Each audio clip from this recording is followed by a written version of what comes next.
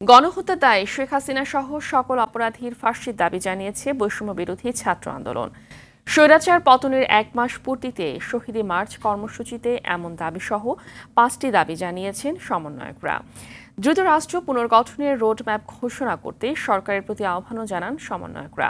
ঢাকা বিশ্ববিদ্যালয়ের রাজু ভাস্কর্য থেকে শুরু হওয়া শহীদ মার্চ কর্মসূচিতে অংশ নেয় হাজারো জনতা। আশিকুল আলম জানাচ্ছেন বিস্তারিত। গেল জুলাই আগস্ট মাসে বৈষম্য বিরোধী ছাত্র আন্দোলনের সরকার পতনের এক দফা দাবি আদায়ের কর্মসূচি ছিল শান্তিপূর্ণ। আন্দোলন চূড়ান্ত রূপ পেলে ছাত্র জনতার উপর নির্বিচারে গুলি চালানো হয়। এতে নিহত হয় হাজারো মানুষ। জনরোষানলে দেশ ছেড়ে ভারতে পালান স্বৈরশাসক শেখ হাসিনা।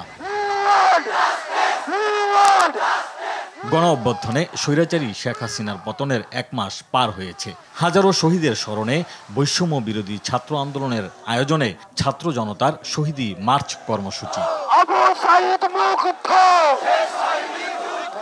ঢাকা বিশ্ববিদ্যালয়ের সন্ত্রাস বিরোধী রাজু ভাস্কর্যের সামনে থেকে শহীদি মার্চের পদযাত্রা শুরু করেন শিক্ষার্থীরা।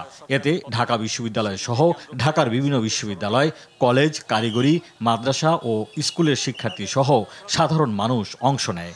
শহীদি মার্চে গণহত্যাকারীদের বিচার সহ 5 দফা দাবি তুলে ধরেন সমন্বয়করা। গণহত্যাকারীদের দ্রুত গ্রেপ্তার করে বিচার শুরু করতে হবে। আমাদের দ্বিতীয় দাবি, শহীদ পরিবারদের আর্থিক ও আইনি সহযোগিতা দ্রুত নিশ্চিত করতে হবে। শহীদি মার্চে যোগ দেয়া নিহতের স্বজনরা আর্থিক ও আইনি সহায়তা বাস্তবায়নে সরকারকে দ্রুত ব্যবস্থা নেয়ার দাবি জানান।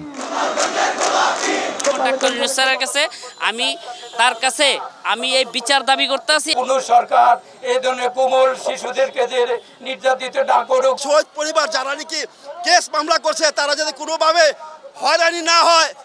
ভারতে বসে শেখ হাসিনা দেশকে অস্থিতিশীল করতে পায়তারা করছে এমন অভিযোগে হুঁশিয়ারি দেন অনেকে। সার্বভৌমত্বটাকে নিশ্চিত করার জন্য যা যা করার দরকার করতে হবে, আমরা তাদের সাথে আছি। এই নতুন প্রজন্মকে আমরা ইন্সপায়ার করার জন্য, সাহস দেওয়ার জন্য, প্রেরণা দেওয়ার জন্য এসেছি। 2 নম্বরে কাজ করবে তারা হচ্ছে এই দেশের শত্রু, খুনি হাসিনার দোসর, এবং তারাই হচ্ছে পা চাটা কুত্তা।